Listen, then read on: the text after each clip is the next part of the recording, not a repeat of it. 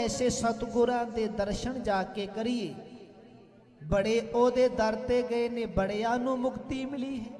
ਇਹ ਵੀ ਮਨ ਵਿੱਚ ਕੋਈ ਖਿਆਲ ਲੈ ਕੇ, ਵਿਲਾਖਾ ਲੈ ਕੇ ਸਤਿਗੁਰਾਂ ਦੇ ਦਰਸ਼ਨ ਕਰਨ ਵਾਸਤੇ ਪਾਤਸ਼ਾਹ ਜੀ ਦੇ ਕੋਲ ਆਉਂਦਾ ਹੈ। ਬੰਧਨ ਕਰੇ ਜੋਰ ਜੁਗ ਪਾਨ, ਬੈਠ ਕਰੀ ਅਰਦਾਸ ਬਖਾਨ। ਸਤਿਗੁਰਾਂ ਕੋਲ ਆ ਗਿਆ ਜੀ, ਆ ਕੇ ਨਮਸਕਾਰ ਕੀਤੀ ਇਹਨੇ ਬੜੇ ਪਿਆਰ ਨਾਲ। ਨਮਸਕਾਰ ਕਰਨ ਤੋਂ ਬਾਅਦ ਸਤਿਗੁਰਾਂ ਦੇ ਚਰਨਾਂ ਵਿੱਚ ਬੈਠ ਗਿਆ। ਸਤਿਗੁਰਾਂ ਦੇ ਚਰਨਾਂ ਵਿੱਚ ਬੈਠਦਾ ਤੇ ਸਾਧ ਸੰਗਤ ਜੀ ਬੇਨਤੀ ਕਰਦਿਆਂ ਹੋਇਆਂ ਇਹਨੇ ਸਤਿਗੁਰਾਂ ਦੇ ਚਰਨਾਂ ਵਿੱਚ ਇੱਕ ਅਰਜ਼ੋਈ ਕੀਤੀ ਹੈ। ਸੁਨਿਓ ਸੋ ਜਸ ਰਾਵਰ ਕੋ ਭਾਰੀ, ਲੱਖੋ ਮਾਨੁਖ ਕੋ ਮਤ ਬਿਦਾਰੀ। ਐ ਗਰੀਬ ਨਵਾਜੀ, ਮੈਂ ਤੁਹਾਡਾ ਜਸ ਬੜਾ ਸੁਣਿਆ, ਬੜੀ ਤੁਹਾਡੀ ਭਾਰੀ ਮਹਿਮਾ ਸੁਣੀਏ ਮੈਂ, ਵੀ ਤੁਹਾਡੇ ਦਰ ਤੇ ਜਿਹੜਾ ਵੀ ਆਉਂਦਾ ਖਾਲੀ ਨਹੀਂ ਜਾਂਦਾ। ਉਹ ਕੁਝ ਵੀ ਮੰਗੇ, ਦੁਨੀਆ ਦੀ ਗੱਲ ਕਰੇ ਜਾਂ ਰੂਹਾਨੀਅਤ ਦੀ ਗੱਲ ਕਰੇ, ਤੁਸੀਂ ਖਾਲੀ ਨਹੀਂ ਕਿਸੇ ਨੂੰ ਮੋੜਦੇ। ਸੱਚੇ ਪਾਤਸ਼ਾਹ ਜੀ, ਮੈਂ ਦੇਖਦਾ ਵਾਂ ਇਸ ਸੰਸਾਰ ਵਿੱਚ ਬਹੁਤਾਤ ਵਿੱਚ ਲੋਕ ਚੰਗੀ ਮੱਤ ਨੂੰ ਛੱਡ ਕੇ ਸੱਚੇ ਪਾਤਸ਼ਾਹ ਜੀ ਉਹ ਕੁਮੱਤ ਨੂੰ ਧਾਰਨ ਕਰੀ ਬੈਠੇ ਨੇ। ਸ਼੍ਰੇਸ਼ਟ ਮੱਤ ਨੂੰ ਧਾਰਨ ਨਹੀਂ ਕਰਦੇ। ਉਹ ਰੱਬ ਦੇ ਘਰ ਜਾਣ ਦੀ ਬਜਾਏ ਉਹਨਾਂ ਨੇ ਦੁਨੀਆ ਵਿੱਚ ਆਪਣੇ ਹੋਰ ਹੀ ਰਸਤੇ ਅਖਤਿਆਰ ਕਰ ਲਏ ਨੇ। ਪਰਿਓ ਸ਼ਰਨ ਮੈਂ ਕਿਰਪਾ ਨਿਧਾਨ, ਦਿਹਿਓ ਉਪਦੇਸ਼ ਹੋਏ ਕਲਿਆਣ। ਪਰ ਸੱਚੇ ਪਾਤਸ਼ਾਹ ਜੀ ਤੁਸੀਂ ਪ੍ਰੇਰਨਾ ਹੀ ਕੀਤੀ, ਮੈਨੂੰ ਪ੍ਰੇਰਨਾ ਹੀ ਬਖਸ਼ੀ। ਮੈਂ ਤੁਹਾਡੇ ਦਰ ਤੇ ਆ ਗਿਆ ਵਾਂ, ਮੈਂ ਤੁਹਾਡੀ ਸ਼ਰਨ ਵਿੱਚ ਆ ਹੁਣ, ਤੇ ਮੇਰੇ ਤੇ ਕਿਰਪਾ ਕਰੋ ਵੀ ਮੈਨੂੰ ਵੀ ਜੀਵਨ ਵਿੱਚ ਕੋਈ ਉਪਦੇਸ਼ ਦਿਓ, ਕੋਈ ਸਿੱਖਿਆ ਦਿਓ, ਜਿਸ ਦੇ ਨਾਲ ਮੇਰੇ ਜੀਵਨ ਦੀ ਵੀ ਕਲਿਆਣ ਹੋ ਜਾਵੇ। ਸੁਣ ਕਰ ਸ੍ਰੀ ਸਤਿਗੁਰੂ ਉਚਾਰਾ, ਕਰੋ ਸ਼ਾਂਤ ਕੀ ਤਪ ਨਿਰਧਾਰ।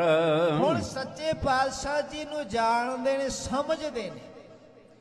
ਗਰੀਬ ਨਵਾਜ ਕੁਝ ਪਲ ਸੋਚਦੇ ਰਹੇ, ਇਹਦੇ ਵੱਲ ਵੇਖਿਆ। ਦੋ ਕੁ ਪਲ ਦੀ ਚੁੱਪ ਤੋੜਨ ਤੋਂ ਬਾਅਦ ਸਤਿਗੁਰੂ ਜੀ ਬੋਲੇ, ਕਹਿਣ ਲੱਗੇ ਵੀ ਗੱਲ ਇਹ ਹੈ, ਜੀਵਨ ਦੀ ਕਲਿਆਣ ਚਾਹੁੰਦਾ। ਕਹਿਣ ਲੱਗੇ ਫਿਰ ਐਵੇਂ ਕਰ, ਸ਼ਾਂਤ ਤਪ ਕਰਨਾ। ਤਪ ਤੂੰ ਸੁਣਿਆ ਹੋਏਗਾ, ਲੋਕ ਤਪ ਕਰਦੇ ਨੇ, ਤੂੰ ਵੀ ਕੀਤੇ ਹੋਣੇ ਨੇ।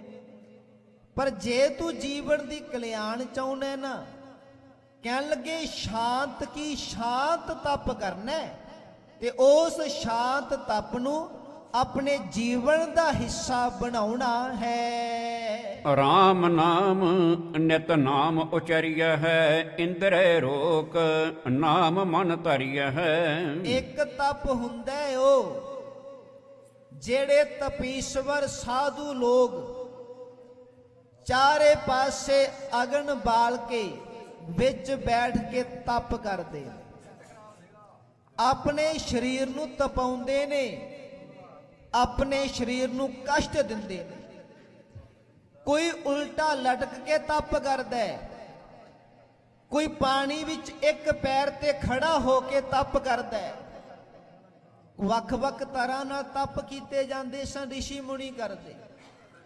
ਕਹਿਣ ਲੱਗੇ ਉਹ ਤਪ ਨਹੀਂ ਕਰਨਾ, ਆਪਾਂ ਤੈਨੂੰ ਤਪ ਦੇਣਾ ਸ਼ਾਂਤ ਤਪ, ਜਿੰਨੇ ਤੇਰੇ ਮਨ ਨੂੰ ਸ਼ਾਂਤ ਕਰਨਾ। ਜਿਹੜੇ ਅਗਨ ਵਿੱਚ ਆਪਣੇ ਆਪ ਨੂੰ ਤਪਾਉਂਦੇ ਨੇ, ਉਹ ਅਗਨ ਦੀ ਤਰ੍ਹਾਂ ਤਪ ਜਾਂਦੇ ਨੇ, ਉਹਨਾਂ ਦੇ ਮਨ ਸ਼ਾਂਤ ਨਹੀਂ ਹੁੰਦੇ। ਹੁਣ ਸ਼ਾਂਤ ਤਪ ਕੀ ਹੈ? ਹਜ਼ੂਰ ਨੇ ਇਸ ਬਚਨ ਕੀਤਾ, ਕਹਿਣ ਲੱਗੇ ਰਾਮ ਨਾਮ ਨਿਤ ਨਾਮ ਉਚਰੀਐ, ਇੰਦਰੈ ਰੋਕ ਨਾਮ ਮਨ ਧਰੀਐ। ਨਿਤ ਪਰਮਾਤਮਾ ਦੇ ਨਾਮ ਦਾ ਭਜਨ ਕਰਨਾ, ਚੌਂਕੜਾ ਮਾਰ ਕੇ ਸਮਾਧੀ ਵਿੱਚ ਬੈਠਣਾ, ਤੇ ਇਹਨਾਂ ਇੰਦਰੀਆਂ ਨੂੰ ਰੋਕਣਾ।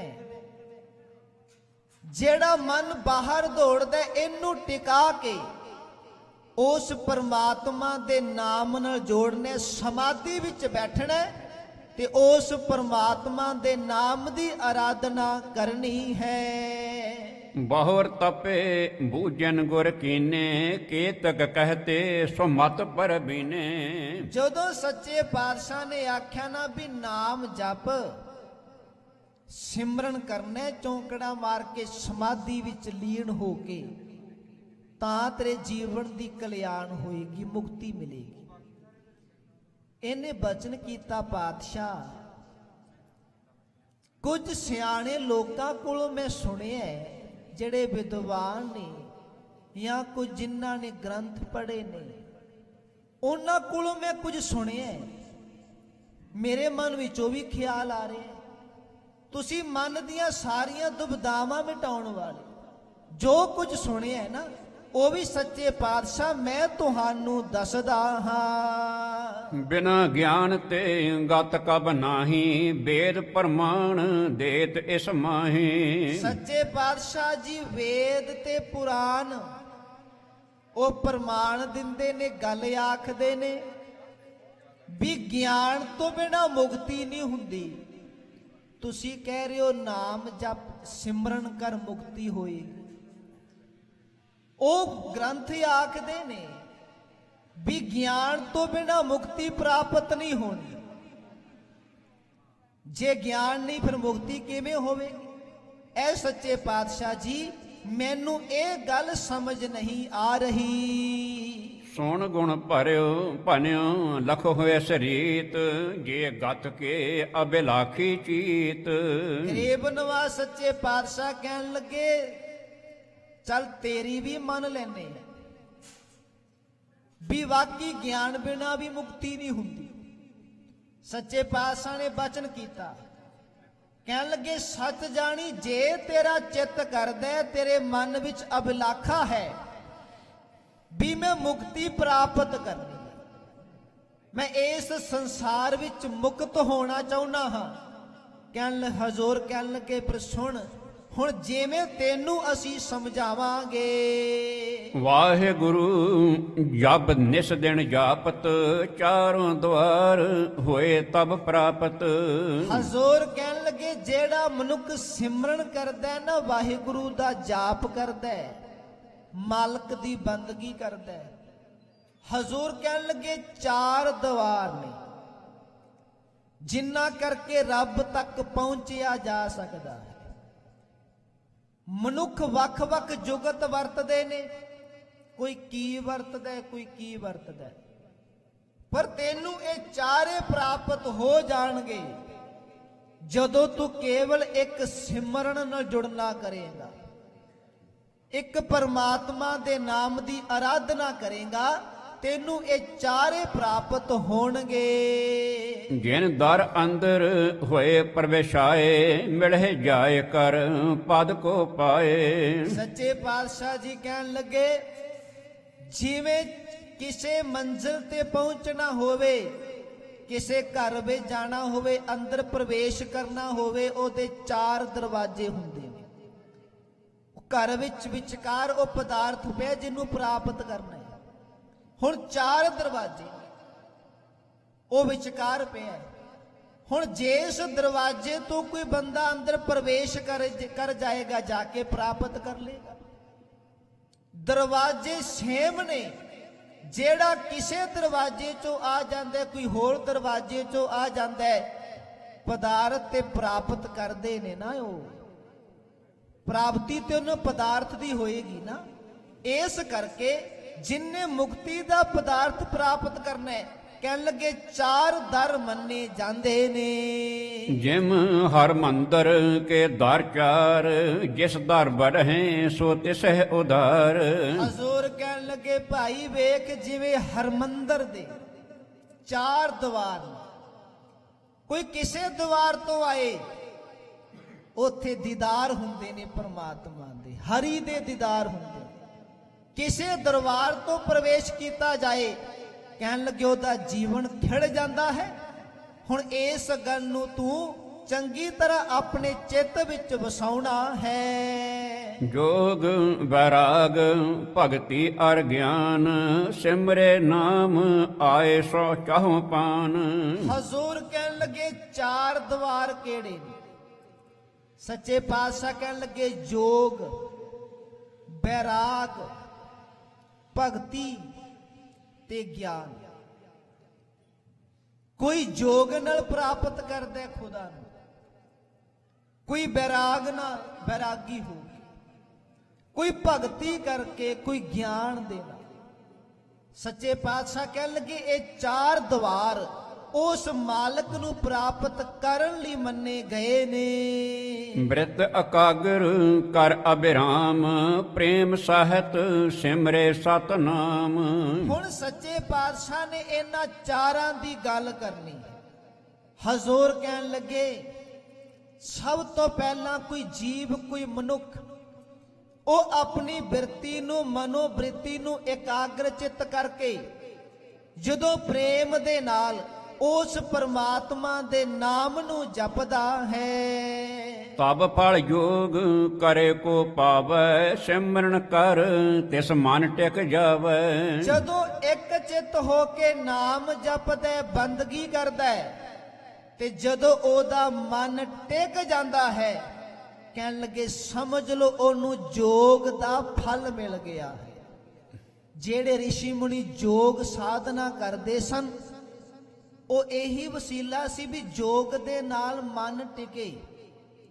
ਪਰ ਹਜ਼ੂਰ ਕਹਿਣ ਲੱਗੇ ਜਦੋਂ ਤੂੰ ਸਿਮਰਨ ਕਰੇਗਾ ਇੱਕ ਚਿੱਤ ਹੋ ਕੇ, ਜਿਹੜਾ ਜੋਗ ਕਰਕੇ ਸਖਤ ਘਾਲਣਾ ਕਰਕੇ ਮਨ ਟਿਕਣਾ ਸੀ, ਕਹਿਣ ਲੱਗੇ ਉਹੀ ਇੱਕ ਚਿੱਤ ਹੋ ਕੇ ਨਾਮ ਜਪੇਗਾ, ਤੇਰਾ ਮਨ ਉੱਥੇ ਟਿਕ ਜਾਏਗਾ। ਹਜ਼ੂਰ ਨੇ ਜੋਗ ਦੀ ਨਿੰਦਾ ਕਿਤੇ ਨਹੀਂ ਕੀਤੀ। ਹਜ਼ੂਰ ਨੇ ਆਖਿਆ ਜਿਹੜੇ ਜੋਗ ਸਾਧਦੇ ਠੀਕ ਹੈ, ਉਹ ਆਪਣੇ ਕੰਮ ਲੱਗੇ ਨੇ, ਕਾਰੇ ਲੱਗੇ ਨੇ, ਮਾਲਕ ਨੇ ਲਾਇਆ ਹੈ ਉਹਨਾਂ ਦੀ ਜੁਗ ਤੇ ਉਹਨਾਂ ਦੀ ਸਾਧਨਾ।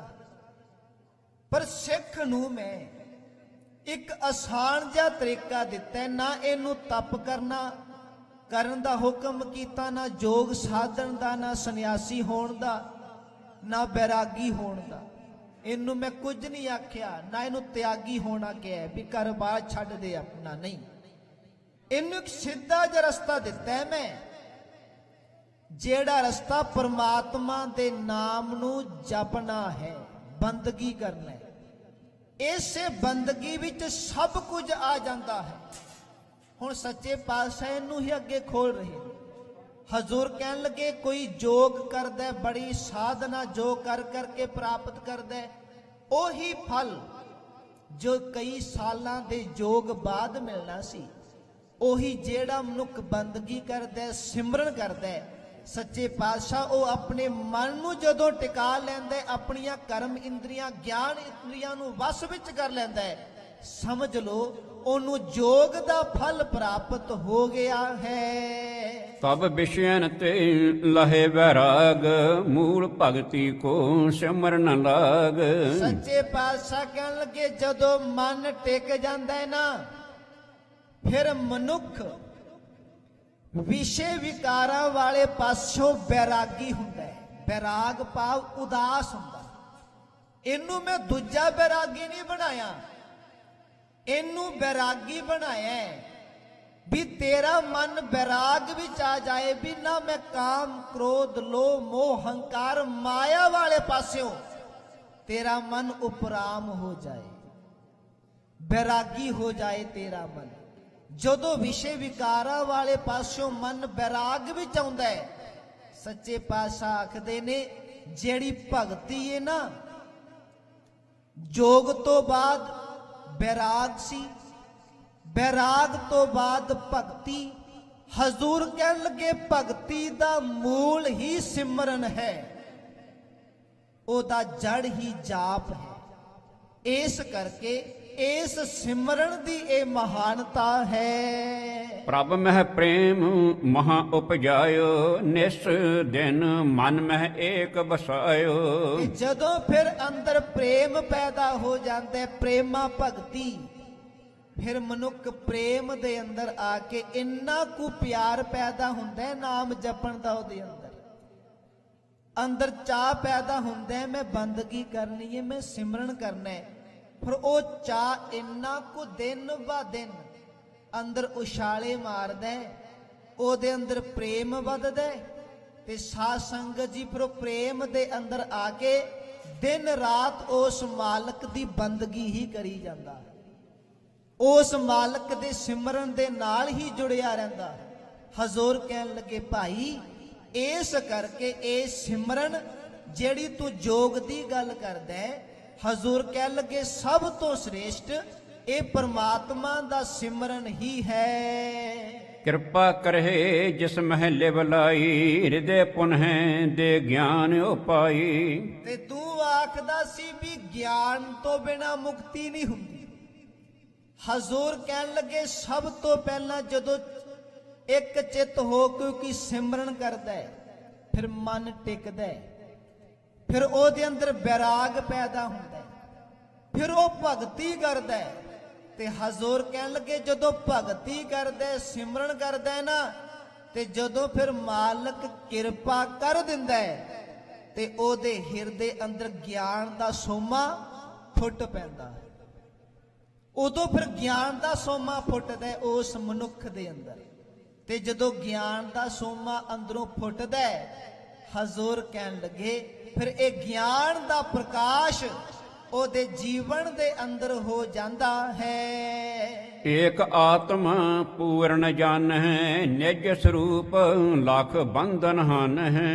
ਤੇ ਹਜ਼ੂਰ ਕਹਿਣ ਲੱਗੇ ਗਿਆਨ ਕਿਹਦਾ ਹੁੰਦਾ ਹੈ, ਪ੍ਰਕਾਸ਼ ਕਿਹਦਾ ਹੁੰਦਾ ਹੈ? ਗਿਆਨ ਇਸ ਚੀਜ਼ ਦਾ ਹੋ ਜਾਂਦਾ ਹੈ ਵੀ ਜਿਹੜੀ ਮੇਰੀ ਆਤਮਾ ਹੈ, ਏਕ ਆਤਮਾ ਪੂਰਨ ਜਾਣੈ ਨਿਜ ਸਰੂਪ ਲਖ ਬੰਧਨ ਹਨ। ਨਿਜ ਸਰੂਪ ਦਾ ਗਿਆਨ ਹੋ ਜਾਣਾ ਹੀ ਆਤਮਿਕ ਗਿਆਨ ਦੀ ਸੋਝੀ ਹੁੰਦੀ ਹੈ। ਮਨੁੱਖ ਨੂੰ ਗਿਆਨ ਹੋ ਜਾਏ ਵੀ ਮੇਰੀ ਜਿਹੜੀ ਅੰਦਰ ਆਤਮਾ ਟਿਕੀ ਹੈ, ਇਸ ਆਤਮਾ ਨੇ ਪਰਮਾਤਮਾ ਵਿੱਚ ਅਭੇਦ ਹੋਣਾ ਹੈ। ਅਸੀਂ ਬਾਣੀ ਵਿੱਚ ਪੜ੍ਹਦੇ ਸੁਣਦੇ ਹਾਂ ਵੀ ਆਤਮਾ ਪ੍ਰਾਤਮਾ ਏਕੋ ਕਰੈ ਅੰਤਰ ਕੀ ਦੁਬਿਧਾ ਅੰਤਰ ਮਰੈ। ਸਭ ਨੂੰ ਪਤਾ ਹੈ ਇਹ ਤੇ ਵੀ ਆਤਮਾ ਪਰਮਾਤਮਾ ਦਾ ਅੰਸ਼ ਹੈ। ਸਰੀਰ ਮਰਦਾ ਹੈ, ਸਰੀਰ ਖਤਮ ਹੁੰਦਾ ਹੈ, ਆਤਮਾ ਕਦੀ ਨਹੀਂ ਖਤਮ ਹੁੰਦੀ, ਨਾ ਆਤਮਾ ਮਰਦੀ ਹੈ। ਆਤਮਾ ਪਰਮਾਤਮਾ ਦੀ ਅੰਸ਼ ਹੈ, ਆਤਮਾ ਨੇ ਪਰਮਾਤਮਾ ਵਿੱਚ ਅਭੇਦ ਹੋਣਾ ਹੈ। ਪਰ ਜਿਹਨੂੰ ਗਿਆਨ ਹੈ ਨਾ, ਉਹੀ ਵਸੀਲਾ ਕਰਦਾ ਹੈ, ਉਹੀ ਯਤਨ ਕਰਦਾ ਹੈ ਇਸ ਆਤਮਾ ਨੂੰ ਪਰਮਾਤਮਾ ਵਿੱਚ ਅਭੇਦ ਕਰਨ ਦਾ। ਬੈਠੇ ਤੇ ਆਪਾਂ ਸਾਰੇ ਜਾਣਦੇ ਤੇ ਸਾਰੇ ਆ, ਪਰ ਉਹੀ ਆਤਮਾ ਨੂੰ ਲੈ ਕੇ ਤੁਰੇਗਾ ਜਿਹਨੂੰ ਆਪਣੇ ਨਿਜ ਸਰੂਪ ਦੀ ਪਹਿਚਾਨ ਹੈ ਵੀ ਮੈਂ ਕੌਣ ਆ, ਮੈਂ ਕੀ ਕਰਨ ਆਇਆ। ਹਜ਼ੂਰ ਨੇ ਇੱਥੇ ਬਚਨ ਕੀਤਾ ਕਿ ਇਸ ਕਰਕੇ ਇਹ ਗਿਆਨ ਹੁੰਦਾ ਹੈ ਤੇ ਇਹ ਗਿਆਨ ਗੁਰੂ ਤੋਂ ਬਿਨਾ ਕਦੀ ਹੋ ਹੀ ਨਹੀਂ ਸਕਦਾ। ਅਸੀਂ ਬਾਣੀ ਤੱਕ ਬਚਨ ਪੜ੍ਹਦੇ ਹਾਂ ਨਾ, ਹਜ਼ੂਰ ਕਹਿਣ ਲੱਗੇ ਕੁੰਭੇ ਬੱਧਾ ਜਲ ਰਹਿ ਜਲ ਬਿਨ ਕੁੰਭ ਨਾ ਹੋਏ, ਗਿਆਨ ਕਾ ਬੱਧਾ ਮਨ ਰਹਿ ਗੁਰ ਬਿਨ ਗਿਆਨ ਨਾ ਹੋਏ। ਜਿਹੜੀ ਗੱਲ ਇਸ ਸਿੱਖ ਨੇ ਕੀਤੀ ਭਾਈ ਜੱਟੂ ਨੇ ਵੀ ਵੇਦ ਪੁਰਾਣ ਆਖਦੇ ਨੇ ਗਿਆਨ ਬਿਨਾ ਮੁਕਤੀ ਨਹੀਂ, ਹਜ਼ੂਰ ਕਹਿਣ ਲੱਗੇ ਬਿਲਕੁਲ ਸੱਚ, ਤੇਰੀ ਗੱਲ ਨਾਲ ਸਹਿਮਤ ਹਾਂ, ਪਰ ਇਹ ਇੱਕਦਮ ਗਿਆਨ ਨਹੀਂ ਮਿਲਦਾ, ਇਸ ਗਿਆਨ ਤੱਕ ਪਹੁੰਚਣਾ ਪੈਂਦਾ ਹੈ। ਹਜ਼ੂਰ ਨੇ ਫਿਰ ਉਹ ਸਟੈਪ ਸਮਝਾਏ ਇਸ ਭਾਈ ਜੱਟੂ ਨੂੰ। ਹਜ਼ੂਰ ਕਹਿਣ ਲੱਗੇ ਜਿਹਨੂੰ ਗਿਆਨ ਹੁੰਦਾ ਹੈ ਫਿਰ ਉਹ ਆਪਣੇ ਨਿਜ ਸਰੂਪ ਨੂੰ ਪਹਿਚਾਣਦਾ ਹੈ, ਤੇ ਜਦੋਂ ਮਨੁੱਖ ਆਪਣੇ ਨਿਜ ਸਰੂਪ ਨੂੰ ਪਹਿਚਾਣ ਲਏ ਤੇ ਫਿਰ ਉਹ ਅਵਸਥਾ ਦਾ ਉਹ ਮਾਲਕ ਬਣਦਾ ਹੈ ਜਿੱਥੇ ਕੋਈ ਬੰਧਨ ਨਹੀਂ ਰਹਿੰਦਾ, ਉਹ ਸਾਰੇ ਬੰਧਨਾਂ ਚੋਂ ਮੁਕਤ ਹੁੰਦਾ ਹੈ। ਉਹਦਾ ਜੀਵਨ ਫਿਰ ਬੰਧ ਖਲਾਸੀ ਵਾਲਾ ਹੋ ਜਾਂਦਾ ਹੈ। ਇਮ ਸਤਨਾਮ ਆਸਰੈ ਚਾਰੇ ਸਿਮਰਤ ਪ੍ਰਾਪਤ ਹੋਵਤ ਸਾਰੇ। ਹਜ਼ੂਰ ਕਹਿਣ ਲੱਗੇ ਇਹ ਚਾਰੇ ਦਵਾਰ ਜੋਗ ਦਾ, ਬੈਰਾਗ, ਭਗਤੀ ਤੇ ਗਿਆਨ। ਹਜ਼ੂਰ ਕਹਿਣ ਲੱਗੇ ਇਹ ਪ੍ਰਮਾਤਮਾ ਦੇ ਨਾਮ ਦੇ ਸਹਾਰੇ ਹੀ ਨੇ। ਨਾਮ ਇਹਨਾਂ ਸਾਰਿਆਂ ਤੋਂ ਸ਼੍ਰੋਮਣੀ ਹੈ, ਨਾਮ ਦੇ ਸਹਾਰੇ ਨੇ ਇਹ। ਤੇ ਨਾਲ ਹਜ਼ੂਰ ਨੇ ਕਹਿ ਦਿੱਤਾ, ਕਹਿਣ ਲੱਗੇ ਨਾਮ ਦੇ ਸਹਾਰੇ ਜਿਨ੍ਹਾਂ ਚਾਰਾਂ ਨੂੰ ਪ੍ਰਾਪਤ ਕਰਨਾ, ਬਸ ਇੱਕ ਕੰਮ ਕਰ ਲੈਣਾ ਚਾਹੀਦਾ, ਉਹ ਹੈ ਪ੍ਰਮਾਤਮਾ ਦਾ ਨਾਮ ਜਪਣਾ ਚਾਹੀਦਾ। ਨਾ ਇਕੱਲੇ ਜੋਗ ਨਾਲ ਰੱਬ ਮਿਲਦਾ, ਗੁਰਮਤ ਵਿੱਚ ਹਜ਼ੂਰ ਨੇ ਸਖਤ ਇਹਦੀ ਨਖੇਦੀ ਕੀਤੀ। ਸੱਚੇ ਪਾਤਸ਼ਾਹ ਦਾ ਅਸੀਂ ਬਚਨ ਪੜ੍ਹਦੇ ਹਾਂ ਭਗਤ ਸਾਹਿਬ ਜੀ ਦੀ ਮੁਬਾਰਕ ਰਸਨਾ ਚੋਂ। ਕਹਿਣ ਲੱਗੇ ਜੇ ਜੋਗ ਸਾਧਨ ਨਾਲ ਮੁਕਤੀ ਹੁੰਦੀ ਫਿਰ ਮੁਕਤੀ ਨਹੀਂ ਸੀ ਹੋਣੀ। ਉਹਨਾਂ ਦਾ ਬਚਨ ਹੈ ਵੀ ਕਈ ਲੋਕ ਆਖਦੇ ਨਗਨ ਰਹਿ ਕੇ ਜੋਗ ਸਾਧ ਕੇ ਸੰਨਿਆਸੀ ਹੋ ਕੇ ਰੱਬ ਮਿਲਦਾ, ਕਦੀ ਨਹੀਂ ਮਿਲਦਾ। ਭਗਤ ਸਾਹਿਬ ਜੀ ਨੇ ਆਪ ਬਚਨ ਕੀਤਾ, ਕਹਿਣ ਲੱਗੇ ਨਗਨ ਫਿਰਤ ਜੋ ਪਾਈਐ ਜੋਗ, बन का मिर्ग मुक्त सब होग, क्या नागे क्या बाते चाम, जब नहीं चीनस आत्म राम। कह दिता हर का नाम ना जपे गवारा। जेड़ा मनुख नाम नहीं जपदा, सोचा विच पिया होया मैं जो कर लवा, मैं आ कर लवा, ओ कर लवा, मुक्ति हो जाएगी। हजूर कह लगे हर का नाम ना जब स गवारा, गया सोचे बारंग बारा। जिन्नियां मर्जी सोचा सोच ले, कुछ नहीं बनना, क्योंकि जे जीवन दा उधार करने ओ नाम नहीं करना, सिमरन नहीं करना। इत्थे सच्चे पातशाह जी भाई जट्टू इस तपे नूं समझा रहे ने कि सिमरन नाल जुड़, इसे सिमरन ने ही तेरे जीवन का उधार करना। ऐसे सिमरन विचों सब कुछ मिलेगा, सब कुछ। बस एक सिमरन दे नाल अपने मन नूं तुसी जोड़ ना करो। ਜਾਂ ਤੇ ਜੇ ਬੰਸ਼ ਹੈ ਇਨ ਚਾਰਨ, ਨਾਮ ਨਿਰੰਤਰ ਕਰਹਿ ਸੰਭਾਰਨ। ਇਸ ਕਰਕੇ ਜੇ ਨਾ ਚਾਰਾਂ ਨੂੰ ਪ੍ਰਾਪਤ ਕਰਨਾ ਚਾਹੁੰਦਾ, ਨਿਤ ਇਸ ਨਾਮ ਦੀ ਸੰਭਾਲ ਕਰ, ਨਿਤ ਇਸ ਨਾਮ ਨੂੰ ਜਪਣਾ ਕਰ। ਇੱਕ ਇੱਕ ਸਵਾਸ ਵੀ ਇਸ ਨਾਮ ਤੋਂ ਬਿਨਾ ਖਾਲੀ ਨਾ ਜਾਵੇ। ਧਰਮਸਾਲ ਕੈ ਸਤਿਗੁਰ ਦੁਆਰੇ, ਚਲਤ ਲਹੈ ਫਲ ਪਗ ਪਗ ਭਾਰੇ। ਹਜ਼ੂਰ ਕਹਿਣ ਲੱਗੇ ਕੋਈ ਧਰਮਸਾਲ ਵਿੱਚ ਜਾਂਦਾ ਹੈ, ਗੁਰੂ ਦੇ ਦੁਆਰੇ ਤੇ ਜਾਂਦਾ ਹੈ, ਜਿੰਨੇ ਕਦਮ ਗੁਰੂ ਦੇ ਦੁਆਰੇ ਵੱਲ ਪੁੱਟਦਾ ਹੈ, ਗੁਰਦੁਆਰੇ ਜਾਣ ਲਈ ਪੁੱਟਦਾ ਹੈ, ਕਹਿਣ ਲੱਗੇ ਇੱਕ ਇੱਕ ਕਦਮ ਦਾ ਉਹਨੂੰ ਫਲ ਮਿਲਦਾ ਹੈ।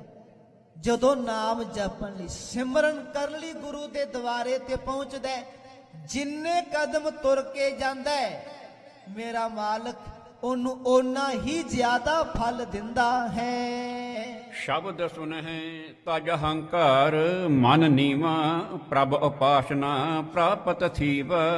ਹਜ਼ੂਰ ਕਹਿਣ ਲੱਗੇ ਇਸ ਕਰਕੇ ਜੀਵਨ ਵਿੱਚ ਹਉਮੈ ਨਹੀਂ ਕਦੀ ਵੀ ਆਉਣੀ ਚਾਹੀਦੀ, ਨਾ ਮੈਂ ਆਉਣੀ ਚਾਹੀਦੀ। ਮਨ ਨੀਵਾ ਕਰਕੇ, ਮਤ ਉੱਚੀ ਕਰਕੇ, ਨਿਮਰਤਾ ਵਿੱਚ ਰਹਿ ਕੇ, ਹਲੇਮੀ ਵਿੱਚ ਆ ਕੇ, ਸਹਿਜ ਵਿੱਚ ਆ ਕੇ ਹਮੇਸ਼ਾ ਉਸ ਮਾਲਕ ਦੇ ਨਾਮ ਨੂੰ ਹੀ ਜਪਣਾ ਚਾਹੀਦਾ ਹੈ। ਪਾਚਲ ਰਾਤ ਉਠਨ ਇਸ਼ਨਾਨ, ਅਹੈ ਸ਼ਾਂਤ ਕੀ ਤਪ ਸੋ ਮਹਾਨ। ਹਜ਼ੂਰ ਕਹਿਣ ਲੱਗੇ ਫਿਰ ਜਿਹੜਾ ਨਾਮ ਜਪਦਾ, ਸ਼ਬਦ ਸੁਣਦਾ, ਪੜਦਾ, ਉਹਨੂੰ ਮਾਲਕ ਦੀਆਂ ਬਖਸ਼ਿਸ਼ਾਂ ਮਿਲਦੀਆਂ। ਹਜ਼ੂਰ ਕਹਿਣ ਲੱਗੇ ਇਸ ਕਰਕੇ ਤੋ ਤੈਨੂੰ ਆਖਿਆ ਸ਼ਾਂਤ ਤਪ ਕਰਨਾ, ਅੰਮ੍ਰਿਤ ਵੇਲੇ ਉੱਠਣਾ। ਜਦੋਂ ਇੱਕ ਪਹਿਰ ਰਹਿ ਜਾਂਦਾ ਰਾਤ ਦੇ ਬਤੀਤ ਹੋਣ ਵਿੱਚ, ਉਦੋਂ ਉੱਠਣਾ, ਸਰੀਰ ਦੀ ਕਿਰਿਆ ਨੂੰ ਸੋਧਣਾ ਇਸ਼ਨਾਨ ਕਰਕੇ। ਉਸ ਤੋਂ ਬਾਅਦ ਫਿਰ ਤੂੰ ਸਮਾਧੀ ਵਿੱਚ ਬੈਠਣਾ, ਭਾਵ ਚੌਂਕੜਾ ਮਾਰ ਕੇ ਸ਼ਾਂਤ ਤਪ ਕਰਨਾ। ਇਸ ਜਿਹਬਾ ਦੇ ਨਾਲ ਇੱਕ ਰਸ ਹੋ ਕੇ, ਇੱਕ ਚਿੱਤ ਹੋ ਕੇ, ਬਸ ਇਸ ਕੰਠ ਦੇ ਨਾਲ ਉਸ ਪਰਮਾਤਮਾ ਦੇ ਚਰਨਾਂ ਦਾ ਧਿਆਨ ਕਰਕੇ ਆਪਣੇ ਮੁਖ ਤੋਂ ਵਾਹਿਗੁਰੂ ਵਾਹਿਗੁਰੂ ਦਾ ਜਾਪ ਕਰਨਾ ਹੈ। ਸਤਨਾਮ ਸਿਮਰਨ ਫਲ ਪਾਵੈ, ਮੈਂ ਤਨ ਨਹਿ ਨਿਸ਼ਚੈ ਠਹਿਰਾਵੈ। ਹਜ਼ੂਰ ਕਹਿਣ ਲੱਗੇ ਜਿਉਂ-ਜਿਉਂ ਸਿਮਰਨ ਕਰੇਗਾ, ਬੰਦਗੀ ਕਰੇਗਾ, ਨਾਮ ਜਪ ਜਪ ਕੇ ਤੈਨੂੰ ਇਹ ਫਲ ਪ੍ਰਾਪਤ ਹੋਏਗਾ। ਤੂੰ ਇਸ ਅਵਸਥਾ ਤੇ ਪਹੁੰਚੇਗਾ ਕਿ ਤੈਨੂੰ ਇਹ ਆਭਾਸ ਹੋ ਜਾਏਗਾ ਕਿ ਜਿਹੜਾ ਮੈਂ ਤਨ ਲੈ ਕੇ ਆਇਆ ਇਹ ਮੇਰਾ ਨਹੀਂ, ਇਹ ਕੁਝ ਨਹੀਂ। ਉਦੋਂ ਤੈਨੂੰ ਸਰੀਰ ਨਹੀਂ ਨਜ਼ਰ ਆਉਣਾ, ਉਦੋਂ ਤੈਨੂੰ ਇਕੱਲੀ ਆਤਮਾ ਹੀ ਨਜ਼ਰ ਆਉਣੀ ਹੈ। ਤੇਰਾ ਸਰੀਰ ਤੈਨੂੰ ਕਿਤੇ ਹੋਰ ਨਜ਼ਰ ਆਏਗਾ। ਤੇਰਾ ਕਿਉਂਕਿ ਜਿੰਨਾ ਚਿਰ ਤੱਕ ਮਨੁੱਖ ਪਦਾਰਥਵਾਦ ਦੀ ਦੁਨੀਆ ਤੋਂ ਉੱਪਰ ਨਹੀਂ ਉੱਠਦਾ, ਉਹਨਾਂ ਚਿਰ ਤੱਕ ਸਰੀਰ ਦੀ ਪਕੜ ਵਿੱਚ ਰਹਿੰਦਾ ਹੈ। ਅਸੀਂ ਜੋ ਕੁਝ ਕਰ ਰਹੇ ਹਾਂ ਕੇਵਲ ਸਰੀਰ ਲਈ ਕਰ ਰਹੇ ਹਾਂ। ਸਰੀਰ ਲਈ ਸਾਰਾ ਦਿਨ ਕੰਮ ਕਰਦੇ ਹਾਂ, ਸਰੀਰ ਲਈ ਹੀ ਦੌੜ ਭੱਜ ਕਰਦੇ ਹਾਂ, ਸਰੀਰ ਲਈ ਕੇਵਲ। ਸਭ ਕੁਝ ਸਰੀਰ ਦੇ ਸੁੱਖਾਂ ਲਈ ਹੋ ਰਿਹਾ ਹੈ। ਜੋ ਪਦਾਰਥਵਾਦ ਹੈ ਸਾਰਾ ਉਹ ਸਰੀਰ ਦੇ ਸੁੱਖਾਂ ਦੀ ਗੱਲ ਕਰਦਾ ਹੈ, ਕਿਉਂਕਿ ਅਸੀਂ ਸਰੀਰ ਤੱਕ ਸੀਮਤ ਹਾਂ ਬਸ। ਤੇ ਜਿਹੜਾ ਇਸ ਨਾਮ ਨਾਲ ਜੁੜਦਾ ਹੈ ਉਹ ਫਿਰ ਇਸ ਸਰੀਰ ਚੋਂ, ਇਸ ਤਨ ਤੋਂ ਉੱਪਰ ਉੱਠਦਾ ਹੈ। ਉਹਨੂੰ ਆਪਣਾ ਨਿਜ ਸਰੂਪ ਉਹ ਪਹਿਚਾਣਦਾ, ਉਹਨੂੰ ਫਿਰ ਆਤਮਾ ਨਜ਼ਰ ਆਉਂਦੀ ਹੈ ਬਸ। ਜਿਸ ਆਤਮਾ ਨੇ ਸਰੀਰ ਦਾ ਚੋਲਾ ਧਾਰਨ ਕੀਤਾ ਹੋਇਆ ਉਹਨੂੰ ਆਤਮਾ ਨਜ਼ਰ ਆਉਂਦੀ ਹੈ। ਹਜ਼ੂਰ ਕਹਿਣ ਲੱਗੇ ਫਿਰ ਤੈਨੂੰ ਸਮਝਣਾ ਹੈ ਕਿ ਮੈਂ ਤਨ ਨਹਿ ਨਿਸ਼ਚੈ ਠਹਿਰਾਵੇ। ਇਹ ਨਹੀਂ ਕਹਿਣਾ ਮੇਰਾ ਸਰੀਰ, ਤੂੰ ਇਹ ਕਹਿਣਾ ਹੀ ਨਹੀਂ ਵੀ ਮੇਰਾ ਸਰੀਰ ਹੈ, ਤੇਰੀ ਬਸ ਆਤਮਾ ਹੈ। ਫਿਰ ਇਹ ਮਨ ਵਿੱਚ ਨਿਸ਼ਚਾ ਚੰਗੀ ਤਰ੍ਹਾਂ ਬੈਠਾ ਲੈਣਾ ਹੈ। ਤਨ ਜਨਮੇ ਤੇ ਜਨਮ ਨ ਮੇਰੋ, ਬਿਨਸਨ ਤੇ ਬਿਨਸਨ ਨਹਿ ਹੇਰੋ। ਤੇ ਜਦੋਂ ਸਰੀਰ ਚੋਂ ਬੰਦਾ ਉੱਪਰ ਉੱਠ ਜਾਂਦਾ ਹੈ ਨਾ, ਕਹਿਣ ਲੱਗੇ ਫਿਰ ਇਹ ਸੋਚਦਾ ਹੈ ਵੀ ਸਰੀਰ ਦਾ ਜਨਮ ਹੋਇਆ, ਮੇਰਾ ਜਨਮ ਨਹੀਂ ਹੋਇਆ। ਕਿਉਂਕਿ ਆਤਮਾ ਨਾ ਜਨਮ ਲੈਂਦੀ ਹੈ ਨਾ ਮਰਦੀ ਹੈ, ਸਰੀਰ ਹੀ ਜਨਮ ਲੈਂਦਾ ਹੈ। ਸਰੀਰ ਹੀ ਬਣਦਾ, ਸਰੀਰ ਹੀ ਬਿਨਸਦਾ। ਫਿਰ ਇਸ ਬੰਦਾ ਇਸ ਗਿਆਨ ਵਿੱਚ ਆਉਂਦਾ ਹੈ ਵੀ ਨਾ ਮੇਰੇ ਸਰੀਰ ਨੇ ਜਨਮ ਲਿਆ ਨਾ ਮਰਨਾ, ਮੈਨੂੰ ਕੋਈ ਡਰ ਨਹੀਂ ਸਰੀਰ ਦਾ ਕੀ ਹੁੰਦਾ ਕੀ ਨਹੀਂ ਹੁੰਦਾ। ਕੇਵਲ ਉਹ ਫਿਰ ਆਤਮਾ ਦੀ ਸੋਚਦਾ ਹੈ, ਜਿਹੜੀ ਅੰਦਰ ਜਿੰਦ ਹੈ ਨਾ, ਬਸ ਉਸ ਜਿੰਦ ਦੀ ਹੀ ਉਹ ਗੱਲ ਕਰਦਾ ਹੈ। ਸਤ ਚੇਤਨ ਮੈਂ ਅਰੂਪ ਆਨੰਦ, ਸਨੈ ਸਨੈ ਐਸੇ ਸੁਖ ਕੰਦ। ਹਜ਼ੂਰ ਕਹਿਣ ਲੱਗੇ ਫਿਰ ਉਹ ਅਵਸਥਾ ਹੁੰਦੀ ਹੈ ਜਿਸ ਅਵਸਥਾ ਵਿੱਚ ਬੰਦਾ ਸਤ ਅਤੇ ਚੇਤਨ ਵਿੱਚ ਆਨੰਦ ਮਾਣਦਾ ਹੈ। ਇਹ ਸੁਖ ਹੌਲੀ ਹੌਲੀ ਜਿਉਂ-ਜਿਉਂ ਬੰਦਾ ਅੱਗੇ ਤੁਰੀ ਜਾਂਦਾ ਹੈ ਤਿਉਂ-ਤਿਉਂ ਉਹਨੂੰ ਆਤਮਿਕ ਆਨੰਦ ਦੀ ਪ੍ਰਾਪਤੀ ਹੋਈ ਜਾਂਦੀ ਹੈ। ਇਹ ਉਹ ਅਵਸਥਾ ਹੈ ਆਤਮਿਕ ਆਨੰਦ ਦੀ, ਆਤਮਿਕ ਸੁਖ ਦੀ। ਅਸੀਂ ਇੱਕ ਬਚਨ ਪੜ੍ਹਦੇ ਹਾਂ, ਸੱਚੇ ਪਾਤਸ਼ਾਹ ਜੀ ਕਹਿਣ ਲੱਗੇ ਮਨੁੱਖ ਸਰੀਰ ਵਿੱਚ ਰਹਿ ਕੇ ਕਰਮ ਕਰਦਾ ਹੈ, ਸਰੀਰ ਸੜ ਜਾਂਦਾ ਹੈ। ਫਿਰ ਜਿਹੜੇ ਕਰਮ ਕੀਤੇ ਨੇ ਉਹ ਸਹਿਣੇ ਕਿਹਨੂੰ ਪੈਂਦੇ, ਉਹ ਪਤਾ ਕਿਹਨੂੰ ਸਹਿਣੇ ਪੈਂਦੇ, ਉਹ ਆਤਮਾ ਨੂੰ ਸਹਿਣੇ ਪੈਂਦੇ ਨੇ। ਜਿਹੜੀ ਸਰੀਰ ਵਿੱਚ ਆਤਮਾ ਹੈ, ਜਿੰਦ ਹੈ। ਅਸੀਂ ਬਚਨ ਪੜ੍ਹਦੇ ਹਾਂ ਨਾ ਪਾਤਸ਼ਾਹ ਜੀ ਦਾ ਵੀ ਸੋ ਉਲਾਮੇ ਦਿਨੇ ਕੇ ਰਾਤੀ ਮਿਲਨ ਸਹੰਸ, ਸਿਫਤ ਸਲਾਹਣ ਛੱਡ ਕੇ ਕਰੰਗੀ ਲੱਗਾ ਹੰਸ। ਇੱਕ ਬਚਨ ਹੋਰ ਭਗਤ ਸਾਹਿਬ ਜੀ ਦਾ, ਕਹਿਣ ਲੱਗੇ ਇੱਕ ਦਿਨ ਪੁੱਛਿਆ ਧਰਤੀ ਨੇ ਆਕਾਸ਼ ਨੂੰ ਵੀ ਧਰਤੀ ਤੇ ਵੱਡੇ ਵੱਡੇ ਰਾਜੇ ਮਹਾਰਾਜੇ ਪੈਦਾ ਹੋਏ, ਵੱਡੇ ਵੱਡੇ ਤਪੀਸ਼ਵਰ ਆਏ, ਸੰਨਿਆਸੀ ਆਏ, ਜੋਗੀ ਆਏ, ਜਿਨ੍ਹਾਂ ਦਾ ਨਾਮ ਬੜਾ ਸੀ, ਜਿਨ੍ਹਾਂ ਦਾ ਨਾਮ ਆਕਾਸ਼ ਦੀਆਂ ਉਚਾਈਆਂ ਨੂੰ ਛੂੰਹਦਾ ਸੀ। ਉਹ ਅੱਜ ਕਿਤੇ ਨਜ਼ਰ ਨਹੀਂ ਆ ਰਹੇ, ਕਿੱਥੇ ਨੇ? ਤੇ ਜਵਾਬ ਪਤਾ ਕੀ ਮਿਲਿਆ? ਕਹਿਣ ਲੱਗੇ ਜਿਨ੍ਹਾਂ ਦੀ ਤੂੰ ਗੱਲ ਕਰਦੀ ਏ ਨਾ, ਆਸਮਾਨ ਨੇ ਕਿਹਾ, ਜਿਨ੍ਹਾਂ ਦੀ ਤੂੰ ਗੱਲ ਕਰਦੀ ਏ ਵੀ ਮੇਰੇ ਤੱਕ ਉਹਨਾਂ ਦਾ ਨਾਮ ਗੂੰਜਦਾ ਸੀ, ਪਤਾ ਉਹ ਅੱਜ ਕਿੱਥੇ ਨੇ? ਉਹਨਾਂ ਦੇ ਸਰੀਰ ਕਬਰਾਂ ਵਿੱਚ ਸੜਦੇ ਪਏ ਨੇ। ਸਰੀਰ ਉਹਨਾਂ ਦੇ ਸਰੀਰ ਕਬਰਾਂ ਵਿੱਚ ਸੜਦੇ ਪਏ ਨੇ। ਸਰੀਰਾਂ ਨੂੰ ਕੋਈ ਫਰਕ ਨਹੀਂ। ਕਹਿਣ ਲੱਗੇ ਫਰਕ ਜੇ ਪਿਆ ਨਾ, ਫਰਕ ਪਿਆ ਉਹਨਾਂ ਦੀ ਜਿੰਦ ਨੂੰ, ਉਹਨਾਂ ਦੀ ਆਤਮਾ ਨੂੰ। ਉਹ ਬਚਨ ਹੈ। ਕਹਿਣ ਲੱਗੇ ਫਰੀਦਾ ਜਿਮੀ ਪੁੱਛੇ ਆਸਮਾਂ, ਜਿਮੀ ਪੁੱਛੇ ਆਸਮਾਂ, ਫਰੀਦਾ ਖੇਵਟ ਕਿਨ ਗਏ। ਤੇ ਜਵਾਬ ਮਿਲਿਆ ਜਾਲਣ ਗੋਰਾ ਨਾਲ ਉਲਾਮੇ ਜੀ ਸਹੇ।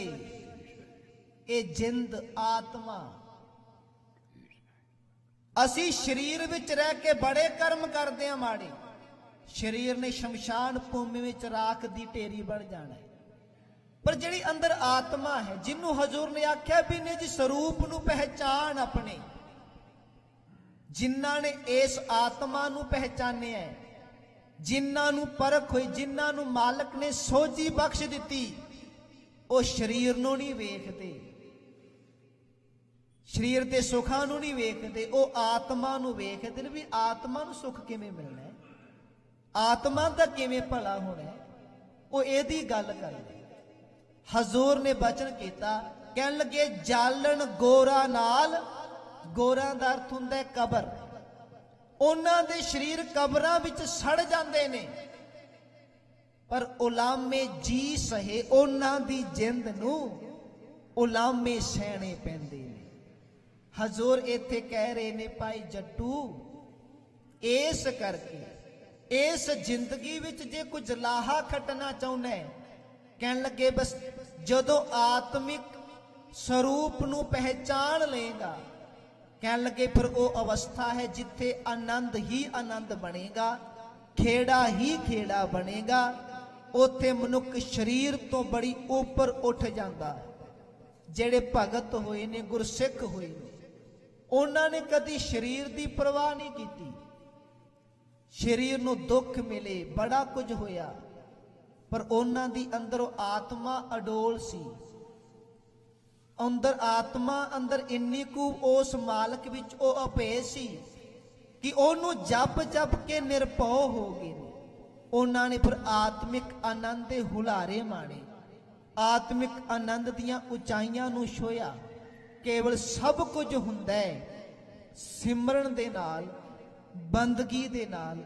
ਇਸ ਕਰਕੇ ਅੱਜ ਧੰਨ ਸ਼੍ਰੀ ਹਰਗੋਬਿੰਦ ਸੱਚੇ ਪਾਤਸ਼ਾਹ ਜੀ ਨੇ ਇਸ ਭਾਈ ਜੱਟੂ ਨੂੰ ਸਮਝਾਇਆ ਹੈ, ਸਿਮਰਨ ਵਿੱਚੋਂ ਸਭ ਕੁਝ ਪੈਦਾ ਹੋਏਗਾ। ਸਭ ਕੁਝ ਜਿਤਨੇ ਆਪਾਂ ਇੱਥੇ ਜੁੜੇ ਹਾਂ, ਸਾਡਾ ਵੀ, ਅਸੀਂ ਵੀ ਪੰਜ ਤੱਤਾਂ ਦਾ ਸਰੀਰ ਲੈ ਕੇ ਆਏ। ਅਸੀਂ ਵੀ ਸਰੀਰ ਵਿੱਚ ਵਿਚਰਦੇ ਪਏ ਆ। ਅਸੀਂ ਇਸ ਸਰੀਰ ਦੀ ਖੁਰਾਕ ਦਾ ਖਿਆਲ ਤੇ ਕਰਦੇ ਆ ਬੜਾ, ਪਰ ਆਤਮਾ ਦੀ ਖੁਰਾਕ ਵੀ ਹੈ ਕੋਈ। ਸਰੀਰ ਦੀ ਖੁਰਾਕ ਭੋਜਨ ਹੈ ਜੋ ਸਾਨੂੰ ਲੰਗਰ ਵਿੱਚੋਂ ਮਿਲਦੀ ਹੈ, ਲੰਗਰ ਵਿੱਚ ਬੈਠ ਕੇ ਮਿਲਦੀ ਹੈ, ਪੰਗਤ ਵਿੱਚ ਬੈਠ ਕੇ ਮਿਲਦੀ ਹੈ। ਤੇ ਆਤਮਾ ਦੀ ਖੁਰਾਕ ਹੈ ਭਜਨ, ਜੋ ਸੰਗਤ ਵਿੱਚ ਬੈਠ ਕੇ ਮਿਲਦੀ ਹੈ, ਨਾਮ ਜਪ ਕੇ ਮਿਲਦੀ ਹੈ। ਇਸ ਕਰਕੇ ਸਾਧ ਸੰਗਤ ਜਿੰਨਾ ਹੁੰਦਾ ਸਿਮਰਨ ਕਰਿਆ ਕਰੀਏ, ਨਾਮ ਜਪਿਆ ਕਰੀਏ। ਇਹਨੇ ਸਾਡੀ ਜ਼ਿੰਦਗੀ ਦਾ ਉਧਾਰ ਕਰਨਾ। ਇੱਕ ਅਦੀਬ ਨੇ ਬਚਨ ਬੜਾ ਸੋਹਣਾ, ਕਿਉਂ ਮੈਂ ਕਹਿ ਕੇ ਸਮਾਪਤੀ ਕਰਦੇ ਹਾਂ, ਉਹਦੀ ਗੱਲ ਬੜੀ ਪਿਆਰੀ ਸੀ। ਕਹਿਣ ਲੱਗਾ ਮੈਂ ਰੋਜ਼ ਗੁਰਦੁਆਰੇ ਆਉਣਾ ਨਾ, ਕੁਝ ਨਾ ਕੁਝ ਮੰਗਣਾ ਮੈਂ। ਇੱਕ ਦਿਨ ਮੱਥਾ ਟੇਕ ਕੇ ਮੈਂ ਬੈਠ ਗਿਆ, ਮੈਂ ਦੂਜੇ ਦਿਨ ਆਇਆ। ਜਦੋਂ ਮੈਂ ਮੱਥਾ ਟੇਕ ਕੇ ਸਤਿਗੁਰ ਦੇ ਸਾਹਮਣੇ ਖੜਾ ਹੋਇਆ ਨਾ, ਅੱਜ ਮੈਨੂੰ ਮੇਰੇ ਗੁਰੂ ਨੇ ਨਾ ਖਰੀਆਂ ਸੁਣਾ ਦਿੱਤੀਆਂ। ਗੁਰੂ ਨੇ ਖਰੀਆਂ ਖਰੀਆਂ ਸੁਣਾ ਦਿੱਤੀਆਂ। ਮੈਨੂੰ ਪੁੱਛਿਆ ਵੀ ਤੈਨੂੰ ਕੀ ਖਰੀਆਂ ਸੁਣਾਈਆਂ ਗੁਰੂ ਨੇ, ਸਾਨੂੰ ਵੀ ਦੱਸੇਗਾ? ਉਹਨੇ ਜਵਾਬ ਪਤਾ ਕੀ ਦਿੱਤਾ? ਕਹਿਣ ਲੱਗਾ ਗੁਰੂ ਨੇ ਖਰੀਆਂ ਸੁਣਾ ਕੇ ਸੱਚੀਆਂ ਸੁਣਾਈਆਂ ਮੈਨੂੰ। ਮੇਰੇ ਗੁਰੂ ਨੇ ਆਖਿਆ, ਉਹ ਭੋਲਿਆ ਰੋਜ਼ ਮੰਗਣ ਆ ਜਾਣੇ, ਕਦੀ ਮਿਲਣ ਵੀ ਆ ਜਾਇਆ ਕਰ। ਗੱਲ ਦੇਖੋ, ਰੋਜ਼ ਮੰਗਣ ਆ ਜਾਣੇ, ਕਦੀ ਮਿਲਣ ਵੀ ਆ ਜਾਇਆ ਕਰ। ਅਸੀਂ ਮੰਗਣ ਨਹੀਂ ਆਉਂਦੇ। ਜੀਵਨ ਮਿਲਿਆ ਭਈ ਪ੍ਰਾਪਤ ਮਾਨੁਖ ਦੇ ਹੁਰੀਆ, ਗੋਬਿੰਦ ਮਿਲਣ ਕੀ ਇਹ ਤੇਰੀ ਬਰੀ। ਕੇਵਲ ਮੰਗਣ ਨਹੀਂ ਆਈਏ। ਅਸੀਂ ਮੰਗਦੇ ਆ, ਚਲੋ ਬਾਪੂ ਕੋਲੋਂ ਮੰਗਣਾ, ਪਰ ਜੋ ਜੀਵਨ ਦਾ ਸੱਚਾ ਮਨੋਰਥ ਹੈ ਨਾ, ਉਹ ਵੀ ਪੂਰਾ ਕਰਨਾ। ਇਸ ਕਰਕੇ ਗੁਰੂ ਨੂੰ ਖੁਸ਼ੀ ਹੁੰਦੀ ਏ ਜਦੋਂ ਉਹਦੇ ਦਰ ਤੇ ਆ ਕੇ ਖੜੇ ਹੋ ਕੇ ਸਾਹਮਣੇ ਅਰਦਾਸ ਕਰਦੇ ਆ, ਮਾਲਕਾ ਅੱਜ ਤੇਰੇ ਨਾਮ ਨੂੰ ਜਪਣ ਆਏ ਆ, ਤੇਰੇ ਕੋਲੋਂ ਨਾਮ ਦੀ ਦਾਤ ਮੰਗਣ ਆਏ ਆ। ਫਿਰ ਗੁਰੂ ਵੀ ਖੁਸ਼ ਹੁੰਦਾ ਹੈ ਵੀ ਇਹ ਮੈਨੂੰ ਮੰਗਣ ਆਏ। ਸਤਿਗੁਰੂ ਜੀ ਰਹਿਮਤ ਕਰਨ, ਸਭ ਨੂੰ ਨਾਮ ਬਾਣੀ ਸੇਵਾ ਸਿਮਰਨ ਦੀਆਂ ਦਾਤਾਂ ਬਖਸ਼ਿਸ਼ ਕਰਕੇ ਪਾਤਸ਼ਾਹ ਕਿਰਤਾਰਥ ਕਰਨ। ਬੇਅੰਤ ਪ੍ਰਕਾਰ ਦੀਆਂ ਭੁੱਲਾਂ ਗਲਤੀਆਂ ਹੋਈਆਂ ਨੇ, ਸਤਿਗੁਰੂ ਜੀ ਆਪ ਜੀ ਸਮੂਹ ਸੰਗਤ ਬਖਸ਼ਣ ਯੋਗ ਹੈ, ਬਖਸ਼ ਦੇਣਾ। ਬੁਲਾਓ ਫਤਿਹ ਜੀ। ਵਾਹਿਗੁਰੂ ਜੀ ਕਾ ਖਾਲਸਾ, ਵਾਹਿਗੁਰੂ ਜੀ ਕੀ